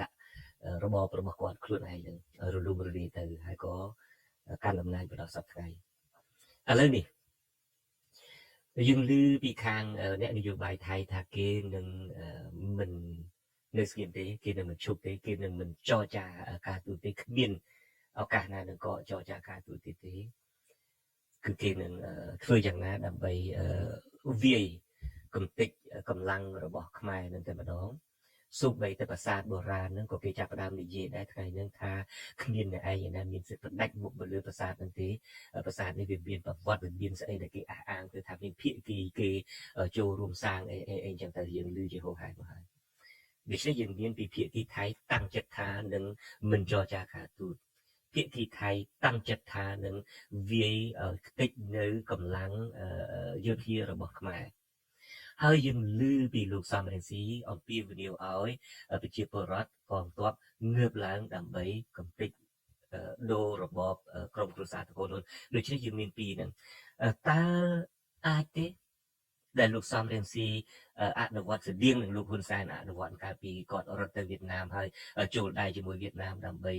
បកមកវិញអាចនឹងលោកសំរងស៊ីទៅចូលដៃទៅពេលដែលឆក់ឱកាសដែលប្រទេសថៃកំពុងតែតាំងចិត្តថានឹងបង្ក្រាបកម្លាំងទ័ពរបស់លោកហ៊ុនសែនទេអាចធ្វើចឹងទៅរួចដែរទេហើយបើសិនជាមិនធ្វើអញ្ចឹងទេគ្រាន់តែការអំពាវនាវរបស់លោកហ៊ុនរបស់លោកសំរងស៊ីនឹងតើមានបានប្រយោជន៍ទេបែងចែកឲ្យច្បាស់ទី1លោកហ៊ុនសែនរត់ទៅវៀតណាមគឺរត់យករួចខ្លួនហើយត្រូវវៀតណាមប្រើប្រាស់ឲ្យឈ្លានពានកម្ពុជាមិនមែនដោយលោកហ៊ុនសែននិយាយថាគាត់ទៅពឹងវៀតណាមមករំដោះទេអត់ទេការឈ្លានពានកម្ពុជាគឺជាផែនការរបស់វៀតណាមសុទ្ធសាធហ៊ុនសែនគ្រាន់តែជាឧបករណ៍ឈ្លានពានរបស់វៀតណាមហើយឧបករណ៍នេះនៅតែប្រើប្រាស់រហូតមកដល់ពេលបច្ចុប្បន្នចំណែកលោកសំរងស៊ីអត់ចោះចូលជាមួយភាគីបរទេសណាទេរឿងថៃគេចង់ធ្វើអីលើលោកហ៊ុនសែននោះជាគំនុំអ្នកនយោបាយថៃជាមួយហ៊ុនសែនពីព្រោះគំនុំនយោបាយគំនុំផលប្រយោជន៍រវាងក្រុមគ្រួសារហ៊ុននិងក្រុមគ្រួសារអ្នកនយោបាយថៃវាច្រើនណាស់អត់មានពាក់ព័ន្ធទៅនឹងលោកសំរងស៊ីទេចំណែកលោកសំរងស៊ីនិយាយអំពីការបដូរលោកហ៊ុនសែនពីព្រោះលោកសំរងស៊ីមើលឃើញថាទី1មានហ៊ុនសែនមានសង្គ្រាមមានហ៊ុនសែនបរទេសជិតខាងនៅតែឈ្លានពាននៅតែវាយធ្វើបាបប្រជាពលរដ្ឋខ្មែរពីព្រោះហ៊ុនសែននិងក្រុមគ្រួសារហ៊ុនអត់ហ៊ានប្រើយន្តការអន្តរជាតិដើម្បីតតាំងទី2មានហ៊ុនសែនបើបរទេសជិតខាងមិនវាយមិនឈ្លានពានគឺហ៊ុនសែនខ្លួនឯងហ្នឹងធ្វើបាបប្រជាពលរដ្ឋនៅក្នុងស្រុកយំរហេមរហាមក្រីក្រវេទនាវត្តកោដោយបំណុលតែម្ដង ដូច្នេះការមើលឃើញរបស់លោកសំរងស៊ីក្នុងការផ្លាស់ប្ដូរអំណាចក្រុមគ្រួសារហ៊ុនគឺជាការសង្គ្រោះប្រទេសកម្ពុជាសង្គ្រោះប្រទេសកម្ពុជាឲ្យមានរដ្ឋាភិបាលមួយដែលការពារកម្ពុជាពីការឈ្លានពានរបស់បរទេសជិតខាងខ្ញុំសូមបញ្ជាក់ម្ដងទៀតថារឿងបរទេសជិតខាងជាមួយលោកហ៊ុនសែនមិនពាក់ព័ន្ធអ្វីជាមួយលោកសំរងស៊ីហើយលោកសំរងស៊ីក៏មិនពាក់ព័ន្ធអ្វីក្នុងការខុបខិតជាមួយនឹងបរទេសណានោះដែរសំរងស៊ីគាត់បំពេញបេសកកម្មផ្ដោតតែទៅលើការសង្គ្រោះប្រទេសកម្ពុជាដែលគាត់ជាជនជាតិខ្មែរម្នាក់និងជាមេដឹកនាំនៃអ្នកប្រជាធិបតេយ្យម្នាក់អំពីយុទ្ធសាស្ត្ររបស់លោកសំរងស៊ីថាតើគាត់ធ្វើយ៉ាងដូចម្ដេចដើម្បីជោគជ័យរឿងនេះយើងពិបាកនិយាយខ្លាំងណាស់ដែលរបៀបណាពីណាទៅណាប៉ុន្តែអ្វីដែលខ្ញុំអាចនិយាយបាននៅត្រង់ថាលោកសំរងស៊ីគាត់មានពេលវេលាមានការគិតគូរអំពីការអនុវត្តយុទ្ធសាស្ត្រហើយក៏មានតាក់ទិកនៅក្នុងការបំពេញបេសកកម្មរបស់គាត់ស្របតាមផែនការដែលយើងដាក់ចេញហើយផែនការដែលយើងដាក់ចេញគឺការប្រើសេរីភាពស្របច្បាប់សេរីភាពស្របច្បាប់របស់មនុស្សខ្មែររបស់ជនជាតិខ្មែរដើម្បីរួមគ្នាសង្គ្រោះប្រទេសកម្ពុជាយើងអត់មានទៅធ្វើសត្រូវជាមួយនឹងណាទេក៏ប៉ុន្តែដូរអ្នកដែលបំផ្លាញជាតិចេញហើយជំនួសវិញអ្នកដែលគិតគូរអំពីបញ្ហាជាតិខ្ញុំអាចឆ្លើយបានតែប៉ុណ្្នឹងទេតាក់ទងទៅនឹងយុទ្ធសាស្ត្របាទអរគុណឥឡូវនេះចង់សួរលោកសេងវលីតាក់ទងនឹងរឿងសកម្មភាពឬមួយក៏កម្លាំងរបស់ថៃទៅវិញ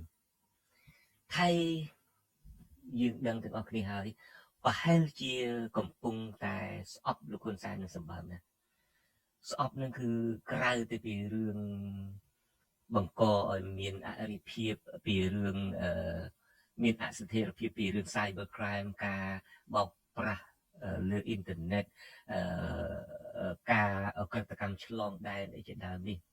អ្វីដែលយើងមើលឃើញថាពួកអ្នកនយោបាយថៃដែលកំពុងតែខឹងលោកហ៊ុនសែននេះគឺការដែលធ្វើឲ្យនយោបាយថៃ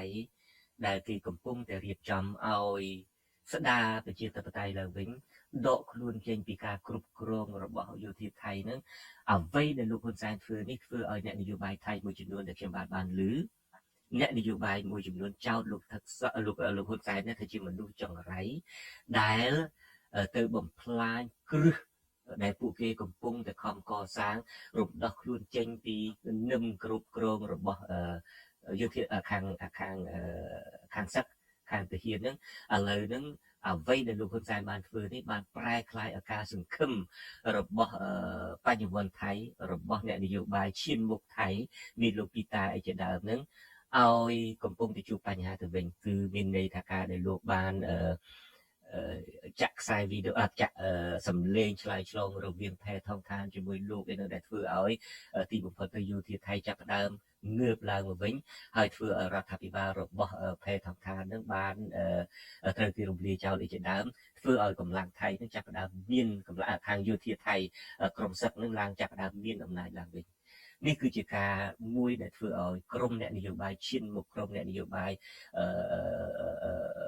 progressive ឬមួយក៏ moving forward party នោះ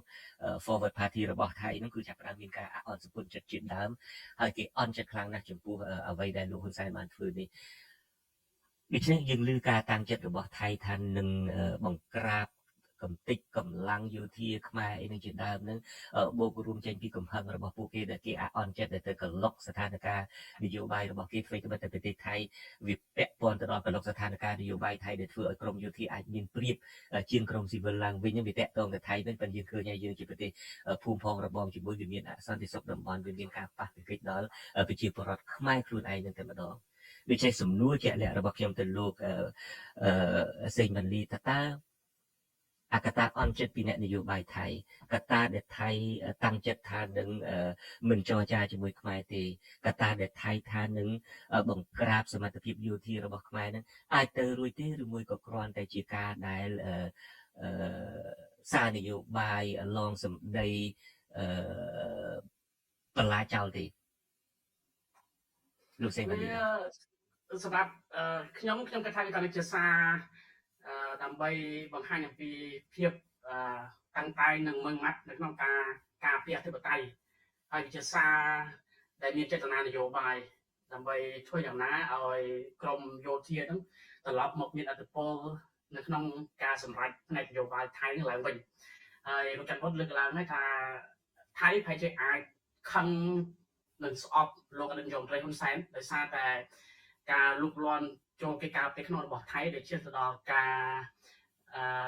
ដកតំណែងនាយករដ្ឋមន្ត្រីនិយាយទៅ200ហើយគឺលោកស៊ីថាទៅវីស៊ីនអាចនឹងមិនតាក់ទងដោយត្រង់ជាមួយលោកនាយករដ្ឋមន្ត្រីហ៊ុនសែនទេអតីតនាយករដ្ឋមន្ត្រីហ៊ុនសែនទេប៉ុន្តែលោកសេដ្ឋីសំខាន់នេះគឺវាពាក់ព័ន្ធតែវាមើលទៅហាក់ដូចជាកំហឹងដែលកាត់ជាអំពីការលូកលាន់កិច្ចការផ្ទៃក្នុងតែសម្រាប់ខ្ញុំមើលខ្ញុំគិតថាយោធាសប្បាយចិត្តទៅនឹងការបាត់បង់អធិបុលរបស់ក្រមលោកឆាក់ស៊ីនហើយនឹងគណៈបកព្រឹទ្ធថៃព្រោះថានៅពេលដែលគណៈបកព្រឹទ្ធថៃមានអធិបុលលោកគេបានលើកឡើងដែរថាសិទ្ធិសម្រេចចិត្តនៅក្នុងកិច្ចការនយោបាយគឺរដ្ឋាភិបាលស៊ីវិលនឹងមានខ្ពស់ហើយឱកាសដែលយោធាជួយស្ដីសម្រេចពាក់ព័ន្ធនឹងបញ្ហាសន្តិសុខហើយនឹងអធិបតេយ្យជាតិមានតិចនិយាយទៅរដ្ឋាភិបាលស៊ីវិលរឹងមាំការសម្រេចចិត្តផ្នែកយោធានឹងថយចុះនេះជាអ្វីដែលយោធាគាត់អនុចិត្តហើយគាត់ព្យាយាមធ្វើយ៉ាងណាដើម្បីត្រឡប់មកដល់ការសម្រេចចិត្តផ្នែកនយោបាយដែលអាចការពារក្រមអភិរក្សចេញអំពីឆាកនយោបាយឬក៏អាចនៅតែពាក់ព័ន្ធក្នុងការសម្រេចចិត្តផ្នែកនីតិបញ្ញត្តិដូចជាសភានិងសមាជិកសភាជាដើមដូច្នេះវាជារឿងដែលហុចផលដល់ក្រមអភិរក្សជាពិសេសយោធានៅពេលដែលលោកអរិយមត្រីនឹងទៅលុកលាន់កិច្ចការផ្ទៃក្នុងរបស់ថៃដែលកើតចេញអំពីទំនាស់ផលប្រយោជន៍រវាងគ្រួសារទាំងពីរគ្រួសារលោកអរិយមត្រីលោកនាយករដ្ឋមន្ត្រីហ៊ុនសែននិងគ្រួសារលោកតាក់ស៊ីនវាហុចផលឲ្យក្រមអភិរក្សនឹងយកអាបញ្ហាតនឹងដើម្បីបង្ហាញថាជាការឆ្លើយតបដោយកំហឹងដែលកើតចេញអំពីការលុកលាន់បញ្ហាផ្ទៃក្នុងអានេះជារឿងដែលអាចតាក់ទាញប្រជាប្រិយភាពនៅក្នុងចំណោមប្រជាពលរដ្ឋថៃទៅបានច្រើនថាបញ្ហាព្រំដែនបញ្ហាសន្តិសុខនៅអធិបតេយ្យជាតិរដ្ឋាភិបាលស៊ីវិលមិនមានសមត្ថភាពក្នុងការដោះស្រាយទេតទៅយោធាហើយវាបង្កើតទៅជា pretext ទៅជាមូលហេតុដែលសមរម្យសម្រាប់អង្គព្រះមហាក្សត្រផងដែរក្នុងការចេញច្បាប់អញ្ញាសិទ្ធិផ្ដល់សិទ្ធិគ្រប់បែបយ៉ាងនៅក្នុងការសម្រេចបញ្ហាព្រំដែនហើយនឹងការធ្វើការឆ្លើយតបដោយកម្លាំងចូលទៅឈានជាតិអធិបតេយ្យរបស់កម្ពុជាសម្រាប់ខ្ញុំមកគេថាដោយលោកបានលើកឡើងវាជាហេតុផលមួយដែលធ្វើឲ្យក្រមយោធាវិលត្រឡប់មកសិទ្ធិសម្រាប់ផ្នែកនយោបាយដែលធ្វើឲ្យការដោះស្រាយបញ្ហាព្រំដែនរវាងកម្ពុជានឹងឈានទៅដល់ការប្រើកម្លាំងបញ្ហាមួយទៀតដែលសំខាន់ហើយយើងបានពិភាក្សាញឹកញាប់ហើយថ្ងៃនេះលោកកឹមសុខក៏បានលើកឡើងដែរកាលពីប្រហែលសប្តាហ៍មុននៅពេលដែលយើងជជែកនៅក្នុងកម្មវិធីវេទិកាទូទៅអាស៊ីសេរីក៏បានជជែកទៅបានឫសគល់នៃបញ្ហាសង្គ្រាម5ថ្ងៃហើយនឹងយើងបានធ្វើសេចក្តីសន្និដ្ឋានថានឹងមានសង្គ្រាមបន្តទៀតហើយវាកាត់ប្រកប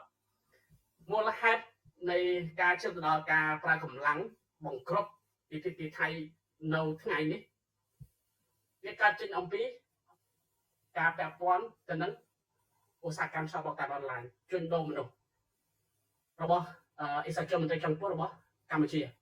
បើសិនគ្មានហេតុផលនេះទេទោះជាថៃមានចេតនានៅក្នុងការក្តាប់អាណត្តិតៃរបស់កម្ពុជាឬដែលថៃចាត់ទុកថាជាតំបន់ដែលមានចំនួនជាមួយកម្ពុជាទាំងអស់បើមានហេតុផលពាក់ព័ន្ធឧស្សាហកម្ម scamming ដែលពាក់ព័ន្ធជាមួយនឹងក្រមអិសរាជនយោបាយជាន់ខ្ពស់កម្ពុជាទេគឺថៃមិនមានឱកាសក្នុងការយកហេតុផលទៅបង្កសង្គ្រាមទេចឹងវាសាប់បាត់ឡើងហេតុអីសំណួរសាហេតុបានពេលនេះថៃក៏ប្រើប្រាស់កម្លាំងបែបខ្លាំងបុគ្គលកម្ពុជាតែចំនួនឆ្នាំ2018ដល់ឆ្នាំ2011កាលដែលកម្ពុជាស្នើដាក់សព្វវិហារនៅក្នុងមរតកUNESCO ហើយនឹងស្នើឲ្យICJ បកស្រាយឡើងវិញនៅសាលក្រមនៅសាលវិការឆ្នាំ1962ហេតុអីបានមានតែការប្រជុំមុខដាក់គ្នាផ្នែកអាវុធរយៈពេលខ្លីអត់ទ្រង់ទ្រាយធំដូចពីថ្ងៃទេហេតុអី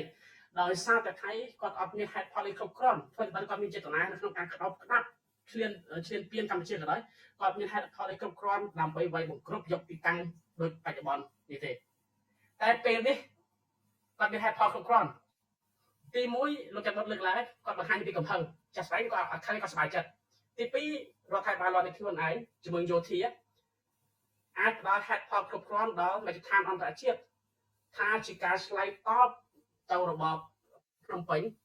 ទី1ពាក់ព័ន្ធទៅនឹងបញ្ហា scamming យើងឃើញព្យាយាមនៅពេលដែល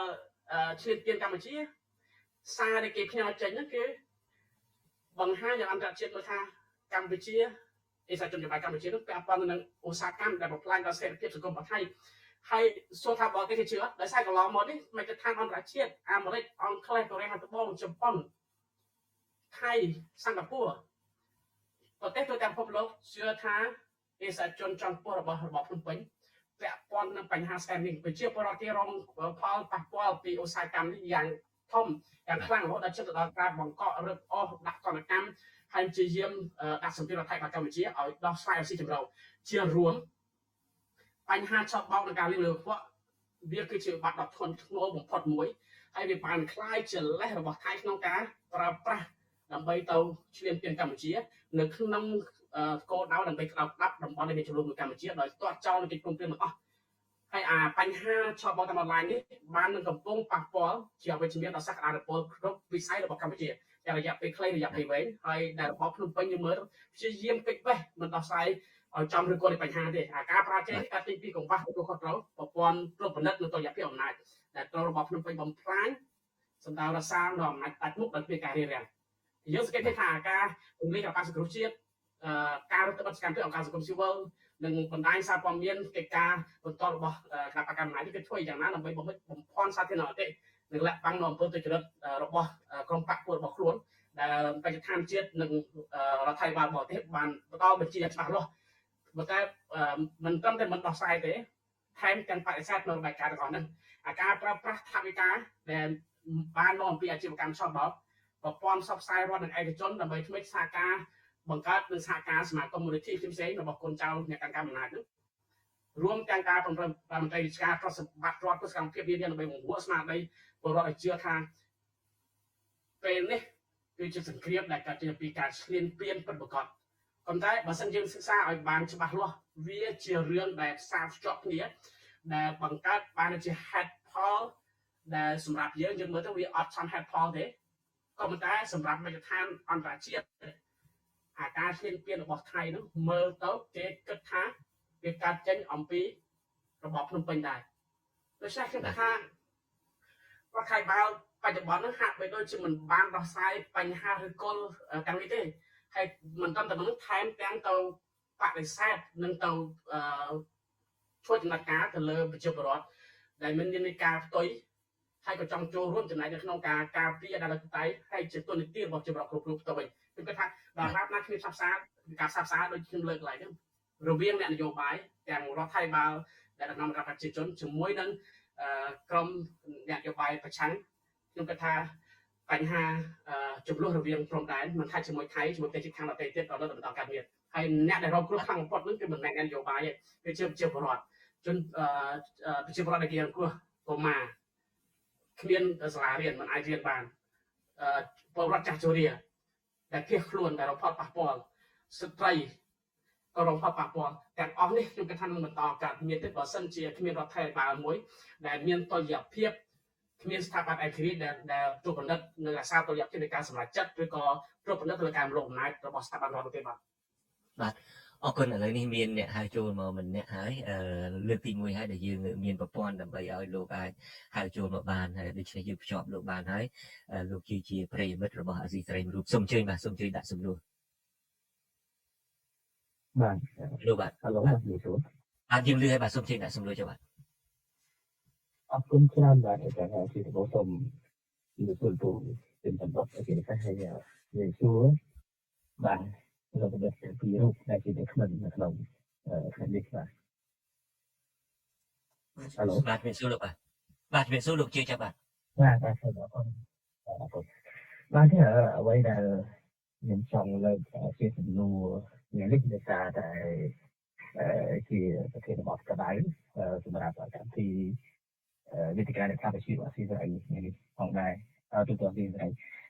ចំពោះសំណួរដែលខ្ញុំចង់លើកឡើងចង់សួរទៅវាគ្មិនលោកអ្នកសំសុខតកតងទៅនឹងការចេញពីថ្លែងការណ៍របស់ដំណសំមីស៊ី ការចាញ់នេះបើតើការចាញ់ទៅខាងការខណៈពេលដែលប្រទេសយើងជាក់ស្ដែងកំពុងតែវឹកវរកំពុងតែមានការប៉ះទង្គិចគ្នាក្តៅខ្លាំងជាងលើកទី1ជាងមុនណាតែវាអាចជាកម្មវត្ថុធ្វើឲ្យលោកអាដាមសំពីនេះប៉ះពាល់ថមថយវិជាត្រីភាពឬក៏ប៉ះពាល់ទៅដល់អនាគតដែលគាត់អាចទទួលបានការគ្រប់គ្រងច្រើនដែរទេព្រោះយើងឃើញថតទៅមានការខមមិនមិនពេញចិត្តច្រើនពីនតែតែនេះក៏ដូចជាអ្នកគ្រប់គ្រងរបស់អាដាមសំពីក៏វាមានប៉ះពាល់តែអាដាមសំពីក៏គឺទាំងអស់នៅក្នុងសមាជិកដែលជាថ្នាក់គ្រប់គ្រងរបស់រដ្ឋាភិបាលមកផ្នែកនេះឡើងហ្នឹងបាទហើយចឹងជាកម្មវត្ថុដែលធ្វើប៉ះពាល់កាន់តែធ្ងន់ធ្ងរកាន់តែបាត់បង់ប្រជាប្រិយភាពទៅចង់ឲ្យលោកមិនចូលរួមបាទអរគុណលោកមែនតើបាទដល់ទីសូមជើញបាទសូមជើញសំណួរទី2បាទហៅបាទសូមជើញសំណួរទី2បាទសំណួរទី2បាទសំណួរទី2នោះជួយចេះតាក់ទងទៅនឹងពាក្យបណ្ដឹងទៅកាន់តុលាការអន្តរជាតិ ICJ ដែលយើងឃើញថារដ្ឋាភិបាលបានព្យាយាមជូនដំណឹងទៅហើយក៏ប៉ុន្តែចង់សួរលោកបណ្ឌិតថាបន្តអាចជួយប្រាប់បានទេថាដំណើរការហ្នឹងគឺប្រសេសទៅដល់ដំណាក់កាលណាហើយមែនតើវាពិតឬក៏យ៉ាងម៉េចពាក់ព័ន្ធនឹងពាក្យដំណឹងហ្នឹងបាទហ្នឹងបាទអរគុណឥឡូវសំណួរទី2សិនកាន់លោកបណ្ឌិតគឺសំណួរក្រោយសំណួរទី2នោះគាត់សួររដ្ឋាភិបាលណាដែលផ្ដាច់សំណួរទី2ហ្នឹងគាត់សួរថាជូនដំណឹងហ្នឹងគាត់សំដៅទៅលើរដ្ឋាភិបាលក្រុងភ្នំពេញឬរដ្ឋាភិបាលលោកសំរងស៊ីបាទលោកកឹមសុខបានសួរលោកវិញថាសំណួរទី2លោកសួរនឹងតើចង់សួររឿងរដ្ឋាភិបាលណាមួយរដ្ឋាភិបាលក្រុងភ្នំពេញប្តឹងឬមួយក៏រដ្ឋាភិបាល$23បាទទាំងពីរដំណើរការដល់ណាហើយទាំងពីរណាតែរដ្ឋាភិបាលកម្ពុជានិង$23ហ្នឹងតើដំណើរការដល់ណាហើយឬក៏គ្រាន់តែយើងបានផ្សព្វផ្សាយដំណឹងទេឬក៏អត់មានដំណើរទៅទី2ឬក៏យ៉ាងម៉េចចឹងណាជំនួយចុងក្រោយចង់សួរលោកបណ្ឌិតខ្ញុំតបបន្ថែមចុងក្រោយមួយចំនួនទៀតតើលោកអាចជួយប្រាប់បានទេថាតើនៅដល់ពេលនេះមកនេះស្ថាបនិករបស់ពេលនេះគាត់នៅណាព្រោះតាមមើលព័ត៌មានទៅផ្សាយទាំងលក្ខណៈអន្តរជាតិវាអត់ដឹងថាគាត់នៅណាឬតាមរូបលោកអត់ឃើញអញ្ចឹងចង់ឲ្យលោកជួយប្រាប់មើលថាស្ថាបនិកគាត់នៅណាស្ថាបនិកពេលនេះមកជាបាទសូមជួយចំណេញសូមអរគុណបាទបាទអរគុណបាទដូចខ្ញុំបានជម្រាបចឹងខ្ញុំគិតថាសំណួរទី1នឹងសំខាន់មែនទេតាមពិតខ្ញុំសួរលោកកឹមសុខម្ដងរួចដែរហើយក៏ប៉ុន្តែមិនសួរចំតើវាប៉ះពាល់ដល់កេរ្តិ៍ឈ្មោះរបស់លោកសំរងស៊ីអីក៏ប៉ុណ្ណានោះទេនៅពេលដែលលោកបានអំពាវនាវក្នុងគណៈដែលមានការឈ្លានពានពីប្រទេសពីក្រៅប្រទេសនេះសូមជើញសំណួរទី1ជាមុនបាទលោកកឹមសុខឆ្លើយនឹងសំណួរទី1ខ្ញុំសូមបញ្ជាក់ជូនបងដែលជាអ្នកសំណួរថាចំណុចទី1លោកសំរងស៊ីគាត់មានចរិតនយោបាយជាអ្នកប្រជាធិបតេយ្យបើមានការរិះគន់ជានិច្ចហើយប្រសិនបើលោកហ៊ុនសែនមានចរិតនយោបាយបើមានការរិះគន់ដោយមិនមានទុះពៃសបាយនឹងអានពាក្យរិះគន់ស្ដាប់ពាក្យរិះគន់ទៅទៀតមិនដឹងថាប្រទេសកម្ពុជាយើងប្រសើរប៉ុណ្ណាទេចំណុចទី2រវាងប្រជាប្រិយភាពលោកសំរងស៊ីហើយនឹងដំណោះស្រាយបញ្ហាជាតិជាក់ស្ដែងលោកសំរងស៊ីគាត់ចេញសេចក្តីថ្លែងការណ៍នោះគាត់មិនដឹងទេគាត់យល់ចិត្តបងប្អូនមួយចំនួនថាចេញទៅមានការរិះគន់ដូច្នេះលោកសំរងស៊ីគាត់បែងចែកច្បាស់ថាប្រជាប្រិយភាពហើយនឹងដំណោះស្រាយលើបញ្ហាជាតិជាក់ស្ដែងគាត់ជ្រើសរើសយកដំណោះស្រាយបញ្ហាជាតិជាក់ស្ដែងពីព្រោះរឿងជាតិជារឿងធំរឿងគេរិះគន់គេមិនយល់គេរិះគន់សិនទៅមិនមែនជាបញ្ហាធំទេប៉ុន្តែការផ្ដល់យោបល់ឲ្យរកដំណោះស្រាយជាក់ស្ដែងសម្រាប់ស្ថានភាពកម្ពុជាគឺជារឿងចាំបាច់ហើយដំណោះស្រាយជាក់ស្ដែងខ្ញុំបានឆ្លើយម្ដងរួចទៅហើយថាលោកសំរងស៊ីបន្ទន់អរិយាប័ត្រស្ទើរតែអស់ហើយដើម្បីស្វែងរកការផ្សះផ្សាពង្រួមជាតិមួយជជែកចរចាតែលោកហ៊ុនសែនអត់បានខ្វល់ខ្វាយរឿងផ្សះផ្សាពង្រួមជាតិទេលោកហ៊ុនសែនឌឺដងមកវិញឌឺដងលោកសំរងស៊ីតែអារឿងផ្សេងដែលជារឿងបុគ្គលតែប៉ុណ្ណោះ សំរងស៊ីក៏អាចបានឆ្លើយនឹងលោកហ៊ុនសែនរឿងបុគ្គលនោះផងដូច្នេះអ្វីដែលលោកសំរងស៊ីគាត់មើលឃើញថាហ៊ុនសែនកាលណានៅមានអំណាចមិនមែនជាអ្នកដោះស្រាយបញ្ហាទេក៏ប៉ុន្តែគឺជាអ្នកបង្កើតបញ្ហាគឺជាបណ្ដាញអក្រិតជនឆ្លងដែនអន្តរជាតិបំផ្លាញកម្ពុជាហើយបរទេសជិតខាងក៏មិនខ្លាចឈ្លានពានកម្ពុជាដែរពីព្រោះក្រោមការដឹកនាំរបស់ហ៊ុនសែនកម្ពុជាខ្សោយអញ្ចឹងហើយបានជាដំណោះស្រាយពិតប្រាកដដែលលោកសំរងស៊ីដាក់ចេញនៅពេលនេះបើទោះបីជាមានការរិះគន់ក៏ដោយតែដើម្បីដោះស្រាយបញ្ហាជាក់ស្ដែងជូនប្រទេសកម្ពុជាផលប្រយោជន៍ប្រជាពលរដ្ឋខ្មែរនិងការពារទឹកដីនៃប្រទេសកម្ពុជារឿងនេះជារឿងដែលសំរងស៊ីគិតហើយគិតទៀតចាំបាច់បំផុតជាងប្រជាប្រិយភាពរបស់លោកសំរងស៊ីហើយយើងខ្ញុំក៏មិនបារម្ភអំពីប្រជាប្រិយភាពលោកសំរងស៊ីដែរពីព្រោះអ្វីដែលជាផ្លូវដើររបស់លោកសំរងស៊ីគឺដើម្បីផលប្រយោជន៍ជាតិនិងប្រជាពលរដ្ឋសុខសាន្តអត់មានខលខ្វាយរឿងប៉ះពាល់នឹងប្រជាប្រិយភាពទេសំណួរទី2តើរដ្ឋាភិបាលបានជូនដំណឹងហើយឬនៅគាត់សួរទាំងរដ្ឋាភិបាលទាំងពីររឿងរដ្ឋាភិបាលរបបក្រុងភ្នំពេញជូនដំណឹងហើយខ្ញុំឃើញគេជូនដំណឹងមែនប៉ុន្តែខ្ញុំអាចឆ្លើយដោយខ្លីថាយើងស្រាវជ្រាវទៅត្រឹមតែជាការជូនដំណឹងលើ Facebook តែផ្លូវការទៅតុលាការយុតិធធម៌អន្តរជាតិយ៉ាងណានោះខ្ញុំអត់ហ៊ានឆ្លើយទេខ្ញុំហ៊ានឆ្លើយត្រឹមថាយើងស្រាវជ្រាវអស់ហើយអត់មានឃើញអីទាំងអស់ប៉ុន្តែរដ្ឋាភិបាលកម្ពុជាឯករាជ្យ$23យើងខ្ញុំធ្វើពិតមែនយើងរៀបចំក្រុមការងារច្បាស់លាស់ហើយអ្នកប្រតិបត្តិការងារហ្នឹងគឺលោកសំអាងគាត់បានរៀបចំនិងមានអ្នកជំនាញនយោបាយការទូតខ្មែរហើយនិងមេធាវីអន្តរជាតិមួយចំនួនទៀតកំពុងតែចាត់ការរឿងហ្នឹងហើយពិនិត្យមើលវិធីផ្ដាំដែលអាចមានប្រសិទ្ធភាពខ្ញុំសូមបញ្ជាក់ជូនបងប្អូនប្រជាពលរដ្ឋណាប្រសិនបើយើងត្រួតត្រាលើទឹកដីនៃប្រទេសកម្ពុជាធានាប្រសិទ្ធភាពហ្មងប៉ុន្តែគ្រាន់តែថាអ្វីដែលយើងបារម្ភយើងអត់លះបង់ប្រជាពលរដ្ឋខ្មែរទេដោយសារយើងនៅក្រៅទេបើយើងនៅត្រួតត្រាលើទឹកដីប្រទេសកម្ពុជាដោយរដ្ឋាភិបាលក្រុមគ្រួសារហ៊ុនបច្ចុប្បន្នណាធានាថាអត់មានបញ្ហាអ្វីទេទឹកដីព្រំដែននោះយើងមិនខ្លាចបរទេសជិតខាងឈ្លានពានឡើយមូលហេតុអីបានជាមិនខ្លាចពីព្រោះពេលដែលបរទេសឈ្លានពាននឹងហើយគឺជាឱកាសផ្ដឹងស្រួលបំផុតឃើញជាក់ស្ដែងហ្មងប៉ុន្តែរដ្ឋាភិបាលក្រុងភ្នំពេញរបបក្រុមគ្រួសារហ៊ុនគេឈ្លានពានអត់ផ្ដឹងហើយអើជាមួយគេនោះអង្អែលការឈ្លានពានរបស់គេដើម្បីបិទបាំងអក្រិតកម្មឆ្លងដែនអន្តរជាតិដែលមានក្រុមគ្រួសារហ៊ុនជាមេបណ្ដាញទៅទៀតសំណួរទី3គាត់ឲ្យខ្ញុំប្រាប់មើលតើស្ថាបនិករបស់ Prince Group នៅឯណាបងខ្ញុំជាអ្នកនាំពាក្យរដ្ឋាភិបាលកម្ពុជាឯករាជ្យ$23ដឹកនាំដោយលោកសំរងស៊ីបើសួរតាក់ទងនឹងលោកសំរងស៊ីខ្ញុំអាចឆ្លើយច្បាស់ប៉ុន្តែបើសួរតាក់ទងនឹង Prince Group ខ្ញុំពិបាកឆ្លើយប៉ុន្តែខ្ញុំគ្រាន់តែជូនជាគំនិតតិចតួចដែលខ្ញុំបានដឹងទេគំនិតទី1ពិបាកចាប់ Chelsea ដែលជាមេស្ថាបនិក Prince Group ខ្លាំងណាស់ពីព្រោះតាមខ្ញុំស្រាវជ្រាវមិនមែនខ្ញុំស្រាវជ្រាវអីទេគឺខ្ញុំអាចដឹងព័ត៌មានទេមិនមែនស្រាវជ្រាវអីលម្អិតទេដឹងព័ត៌មានមកថា Chelsea នឹងមានប៉ាសពតមិនទៅជាង100ទេប៉ាសពតចិនផងប៉ាសពតខ្មែរផងឈ្មោះហ្នឹងគេប្រើពាក្យថាមិនតិចជាង100ទេដូច្នេះអ្នកចាប់វិញនឹងចាប់របៀបណាទេហើយបើនៅកម្ពុជាហ៊ុនសែនមកឲ្យចាប់ទៀតមិនដឹងថាចាប់របៀបម៉េចបបាក់ចាប់គេអាចចាប់បាននៅថ្ងៃក្រោយប៉ុន្តែបបាក់ហើយមួយវិញទៀតអាចទៅដល់ប្រទេសមួយចំនួនដែរប្រទេសដែលទៅដល់ហើយគេបាត់ទ្វារមិនឲ្យមានការស៊ើបអង្កេតដូចជាប្រទេសនៅអឺរ៉ុប Cyprus អីចឹងលោកសីវណ្ណីអាចដឹងរឿងហ្នឹងពីព្រោះគាត់សិក្សាផ្នែកទំនាក់ទំនងអន្តរជាតិអីគាត់អាចដឹងច្រើនគេអាចទៅដល់ប្រទេសនោះហើយគេបាត់ទៅយើងមិនអាចទៅស្រាវជ្រាវដឹងដូច្នេះយើងមិនដឹងច្បាស់យើងអត់ដឹងច្បាស់ទេខ្ញុំសូមបញ្ជាក់តែប៉ុណ្្នឹងបាទមកកាន់តែច្រើនទៅហើយប៉ុន្តែសុំទោសឲ្យមានអ្នកនៅតែសរសេរសារមកច្រើនណាស់ខ្ញុំសូមអានសារតែមួយទេសូមទោសលោកអ្នកស្ដាប់ផងដែរដែលបញ្ជូនសារមកច្រើនប៉ុន្តែខ្ញុំសូមអានតែមួយជាចុងក្រោយតែក៏សូមឆ្លើយយ៉ាងខ្លីដែរទេដែលថាមកច្រើនទៅហើយសំដួលនេះគឺពីលោកហងហេងគាត់សរសេរមកហើយគាត់សួរទៅលោកកឹមសុខផ្ទាល់តែម្ដងថាបើលោកសំរងស៊ីបានបង្កើតរដ្ឋាភិបាល$23ហើយហេតុអីក៏មិនសុំអន្តរជាតិឲ្យជួយអន្តរាគមន៍ទៅលើប្រទេសថៃដែលឈ្លានពានកម្ពុជាយ៉ាងខ្លីលោកដែរតែពេលវេលាខ្លីមែនទេហើយច្រើនមែនទេហើយយើងកំពុងតែធ្វើរឿងហ្នឹងហើយក្រុមការងារការបរទេសដឹកនាំដោយអ្នកស្រីខិតកំហុតក៏បានរៀបចំ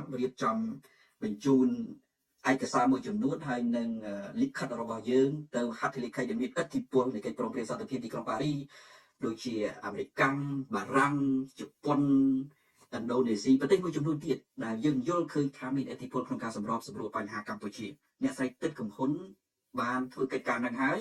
លោកសំរងស៊ីក៏បានធ្វើកិច្ចការនឹងដោយផ្ទាល់នៅពីក្រោយឆាកលើកិច្ចព្រមព្រៀងជាអន្តរជាតិមួយចំនួនដើម្បីជំរុញគេដែរដូច្នេះយើងកំពុងតែធ្វើមិនមែនមិនធ្វើទេប៉ុន្តែគ្រាន់តែថាយើងមិនបានផ្សាយឲ្យទូលំទូលាយតែប៉ុណ្ណា បាទអរគុណលោកទាំងពីរអរគុណច្រើនមែនទែនហើយលោកទាំងពីរក៏នឹងខ្ញុំសូមអញ្ជើញឡើងជាថ្មីម្ដងទៀតនៅថ្ងៃខាងមុខនេះរឿងនេះក៏ទាមទារឲ្យមានការបកស្រាយទាមទារឲ្យមានការវិភាគច្រើនដូច្នេះសូមអរគុណលោកទាំងពីរតទៅនេះហើយសូមជម្រាបលាបាទ